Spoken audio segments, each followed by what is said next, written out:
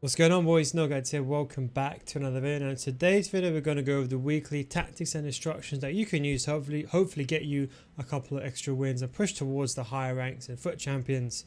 So as usual, I don't play this formation in game. I actually use it just for chemistry purposes only, because I have to use this formation of 4-5-1 to get the players on chemistry.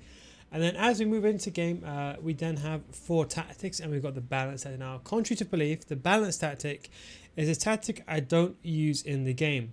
But what I use it is for an anti-kickoff tactic. Because don't forget, when you go into a game and you change one of these tactics, it takes some time in the game. So you can change to like your 4-3-3, whichever one you want to.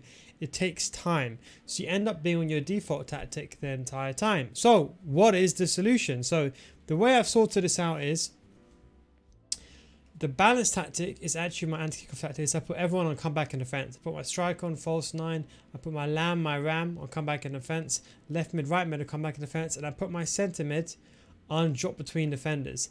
This is important because when you actually attack, you actually want to create like a temporary back 5. Now, of course, Martial doesn't want to be playing at the back there, but it's just for the kickoff situation. So normally when my opponent kicks off first, I'll be on this formation, and then I will change to another formation in game, if that makes sense. So that is how it works if you're talking about it from a tactical sense. That's why I have this tactics set up like this. So I don't actually use this formation. I will change to one of these 4. Now, granted, the patch that came out recently, all that's happened is the game has become more defensive. You're going to see systems like this where your opponents are playing very you can say compact together, very parked up our systems, because they're still struggling with defending, with the sister jockeying that nerf has been there. But I still have a defensive formation. Why? It's because I still, especially with this one, for the meta setup, you want one formation to close the game out, one that's defensive, that you can play for majority of the game, almost like a balanced formation, a more attacking variation, a similar variation, and then an ultra attacking formation. So the idea is, if I am winning, then I go down. Does that make sense? If I'm losing, I then go up. So what I mean by that is, okay, so let's say for example I'm in a game, and let's say for example I'm winning 2-0. I'm not going to be on this tactic anymore with fast build-up play. I'm going to be on this one or this one, where they're more defensive and conservative. So let's go over them. Let's start with the ultra defensive now. This is a formation that is used to almost close out the game. If you're winning 1-0 or 2-0 and it's like 85 minutes, 80 minutes, and your opponent is now going to a constant press state, this is the anti-constant press formation. We do have possession, and I would say do be mindful. It depends on your playstyle. If you don't know how to use L1 triggers, I would strongly recommend leaving this on balance, but possession just makes players come towards you. The reason why this is important is this is only referring to the final third. So in the final third, let's say for example your opponent is like losing. You want to push him into this park the bus state, and then you just want to pass the ball around, as you can see what the AI is doing, just like this, in the final third to contain him, almost pinning him inside the box. So you want a narrow width, both, and the depth to be lower. So you want to be in a compact short system on the defensive phase when you don't have the ball, and then when you get the ball back, you want to be on balanced, and then you want to use possession. Now what I'd recommend is slow build-up play, because when someone is pressing you, you actually want your team to move up slowly, not quickly. Contrary to belief, the faster you move up, the quicker it is for your opponent to press you together as a unit. People don't realize that, but if you got the ball and players just running away from you, then you got no one to pass to, and your opponent will press you even more. So we've got slow build-up play, the width to be as high as possible. You can increase this even if you want to towards the 70s. I normally use hug the silence. You don't have to use hug the silence, just put this on 70. Players in the box on 1, corners and free kicks on 1 as well. Comeback and offense for both the left mid, right mid. The strikers stay forward, stay central, false 9. The centre mids on drop between defenders, and the left centre mid and right centre mid are both on cut pass lanes. Now what happens is, this is how it will look in game, and normally I'll sub off Morales for someone like Cloud Maurice, or I'll sub him off for someone like Atal. And that way when you're attacking, this guy makes a temporary back 5. So it ends up becoming a back 4, because the reason why you got both the CDMs on cut passing lane, step back while attacking, cover centre, and you got the left back and right back, stay back, conservative and overlap. So as I mentioned, as usual, these guys are going to stay back, so are these guys, and you're going to have one guy dropping in between. So you have a 5-2 system going forward. You're not going to get counter-attacked, and when you are in a final third, you're going to have a system where you're going to have many attackers, and you shouldn't be very much in trouble because you do have the players in place. While we go out, I might as well draw this out now. So remember, this is a defensive formation, okay? So this is if you are, I would say, let's say you're winning 1-0. So it's going to put that as winning, for example, okay? Then you have the balance formation. This is kind of if you're winning or if you're losing. It depends on the game. So I quickly scroll through this and copy this. So this is the balance one, the 4-2-3-1. Now, you can use this if you're winning or if you're losing inside the game. The thing that people are saying to me is, hey, look, you know what? No, people are holding the ball a lot more. Then I would say use pressure on heavy touch. Okay, so if you're sitting there and you're saying, you know what, no, I know how to press, then don't use it. Use balance. But if you want to be a bit more aggressive with this formation, use pressure on heavy touch. We've increased the depth and we increased, in fact, you can increase the depth to 60 if you want to be even more attacking. That is how you can use it to make it more attacking. I personally myself leave this on balanced, and I like to do the pressing myself, or you team press when I need to. The build-up play, we've gone with long ball. The idea behind this is when you get the ball back, you're going to move quickly up the pitch. We know driven passes have been nerfed, but they still work. And the idea is the game is going to feel slower because you can't spam driven passes anymore. So we're going to alleviate that by using long ball. That just means that when we get the ball, players are going to be making runs going forward, especially in our half in the first two-thirds, should I say. Then the final third, I use forward runs. Either direct passing or forward runs is completely up to you. But the idea behind this formation is we want to be high up the pitch as possible. And that way, when we get to the final third, we've got loads of players being very attacking. The players in the box, we put it at 7. Thank you for your feedback from last week. It does seem to be working very, very well with driven passes inside the box. And then for the strikers, stay forward, stay central. We got rid of getting behind. Conservative and over for the cam. Ram, we put them both on get into the box for a cross, but we left them on balanced. Okay, so it's a very, very attacking, very attacking in a sense from the players compared to an all comeback and offense.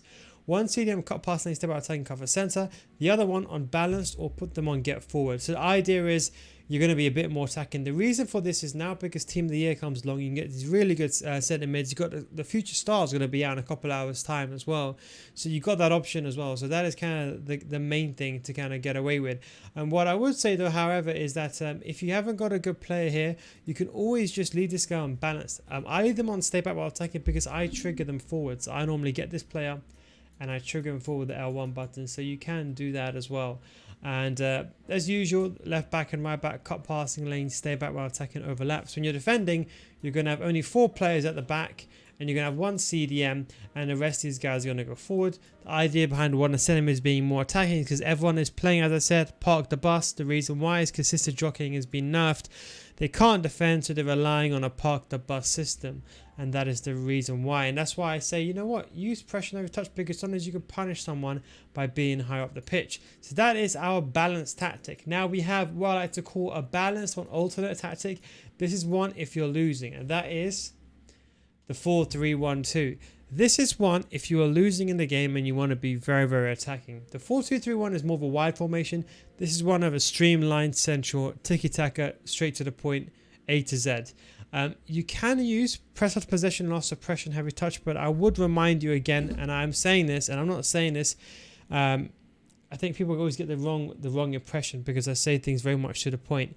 But if you don't know how to defend, do not use press out possession loss. With this formation, you are going to get killed if you get countered. Simple as that. You're going to get killed. You have to understand your ability and be like, okay, you know what? No, maybe you're a bit right. I'm not that good at defending. Then go for a more conservative pressure on heavy touch. But do not go overkill because you'll end up being 1-0 down or 2-0 down, end up being 3-0 down. And from that point, it's game over almost. Width quite centrally, the 4-1-2-1-2 second variation, we've got a central formation and a central system off the ball. So we've got players very, very narrow. And the depth here want to be is high up the pitch. Now don't forget, you can use my 4-1-2-1-2 as well. So if you do use my 4-1-2-1-2, then you can use that as well. You can just replace this here instead of the 4-3-1-2. The 4-3-1-2 is a bit more of an attacking stance. So I would say either one, to be honest, is completely fine. But I would just say, just remember that if it doesn't work for you, change it. Please don't just copy my tactics and be like, this is the end all. If something doesn't work for you, change it. Fast build play, direct passing is kind of self-explanatory. You want to win the ball up high as possible, and then you want to kill him in a central column, him or her. And the central column, you'll kill them because you got the quick tiki-taka play, and everyone's going to be surging forward. Widths on 55 because we're quite a narrow formation. Players in the box, make sure you put this one on 7 as well. Now, the thing that we've forced here is we put these guys on join the attack. Join the attack, conservative overlap, okay? Then a CDM, because I just changed some players around the other day. I made some changes. Then what I will do is when you're attacking, now you got the striker, both of them on stay central, stay forward.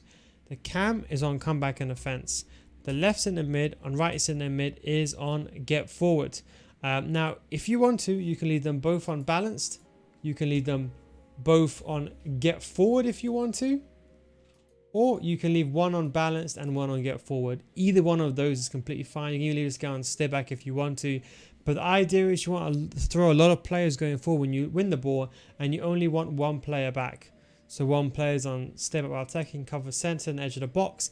And these guys are going to be flying forward. So we force this player on get forward because is basically, don't forget, he's our center forward or winger, can dropping into that role. And while I'm on that, I must drop this video is sponsored, of course, by my FIFA School Series. So if you do want to get better at FIFA, you can come join my FIFA School Series, patreon.com/NealGuides. And we completed the Division 10 all the way to Elite Division Series. So you want to see every single game from Division 10 all the way to Elite Division with live commentary and the controller, so you can see what I'm doing. You can see that on my Patreon. Now, why is that important? It's because when you watch this, you're going to see that, of course, these tactics are going to help you. But the most important thing is tactics are only 20%. At the end of the day, it's your gameplay. Your gameplay is the most important thing. If you don't know how to play FIFA, if you run out with your centre backs, you're still going to lose regardless. And that is why with this system, the way that I've created my FIFA School Series, that I only use basic football. There's nothing extravagant. I only use basic football in these video clips. No straight dribbling, no out dribbling, no mechanic abusing, to show you that anyone can do it no matter how you play. And of course, I'll show you an extreme example. But anyway, patreon.com/NealGuides. Link is down below in the description or just over here. Scroll on for more info. But yes, as I mentioned to you, it's all about your playstyle. If you know, for example, something is too attacking, just change it. But yes, at the end of the day, stay forward. This guy joined the attack, and so this guy, you can leave him on stay back while attacking if you want to, but I think it just makes it even more attacking. And you really, your opponent doesn't know what's coming, because when you win the ball back, you go into like a shock system where you go fast build up play. As soon as you get the ball, these guys just go flying forward. You got these guys going flying forward, and normally if he's got a back four, you're outnumbering him every single time, especially if he's called out of possession. That's why the pressure on every touch is arguably very important. And then we have the formation if you are losing. So I want to call this the ultra attacking formation, and this is solely if you're losing. Okay, this is a 4-2-4. There'll be a video on this tomorrow where I explain this in a bit more detail. I kind of took some elements from Gorilla. I was watching a stream one day and I thought about it, and I was like, you know what, the 4-4-4-4. So what did I just say? Did I just say the 4-4-4-4? I meant the 4-4-2, should I say?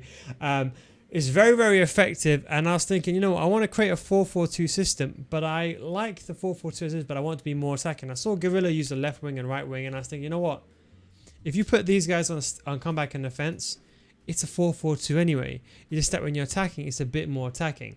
That is different. So when you have the ball, the left wing and right wing, they're a bit higher up the pitch, they're a bit further up. But when you lose the ball, it basically defends like a 4-4-2 anyway, because these guys come backwards. So it's a very, very simple formation. So instructions: come back and offense for left mid and right mid, and get into the box and get it behind. So when you're defending, you're going to defend in a 4-4-2. When you get the ball going forward, they are going to be wingers. It's similar to the 4-4-2 normally, the flat, but just that they're more attacking. One striker on stay central and one striker on stay central, and the other one on comeback and offense. Now, the reason why I say this is you cannot want a 4-4-1-1 system. And the reason for this is a top tier player will be able to pass the ball. So let's say on the defensive phase, you got these guys coming back, right? Let's say you got these guys coming back, okay? If your opponent is smart, he will just play the ball in between your striker, your two strikers, and your midfield. So I would say put one of these guys and come back in defense. You can always bring him. If you are fine with doing that like I am, with my skill level, for example, I know when to bring these two players back manually with a right stick switch flick to them. Then I do bring them back.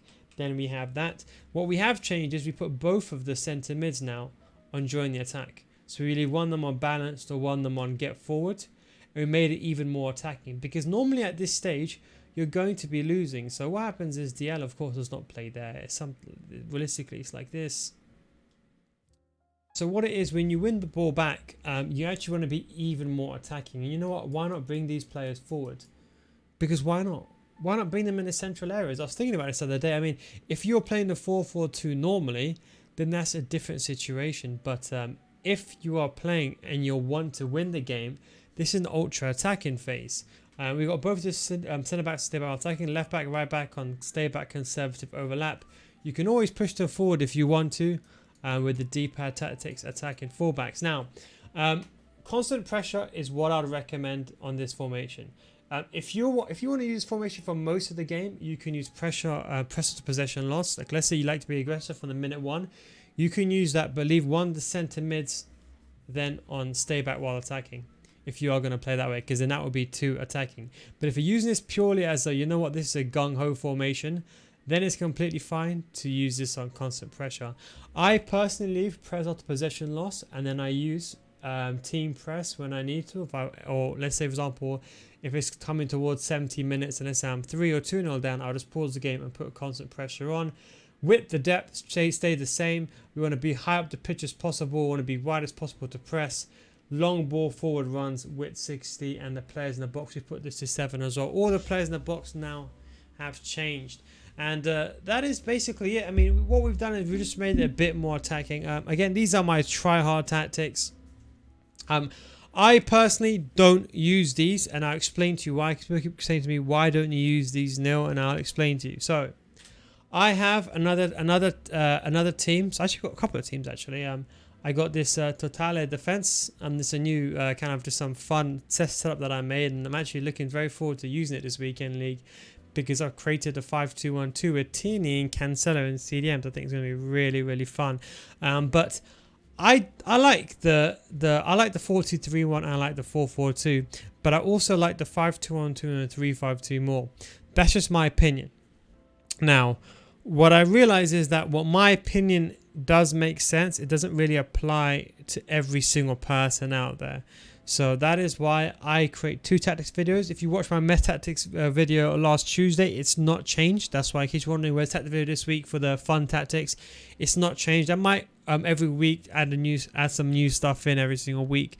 But I love this system, and I don't think I'm going to change it anytime soon either. So I still use these fun tactics, but if, for example, I'm tryharding or if I'm testing out gameplay or I'm scrimming, I definitely use the tryhard tactics. But anyway, that is the weekly tactics. I hope you guys enjoyed this video. Let me know what your thoughts are on the patch. It's going to be a new patch coming out next week. It shouldn't impact gameplay too much, so don't worry about that. You shouldn't be finding any major changes. But anyway, thanks for watching. Take it easy, and of course, I'll catch you next time. Peace out.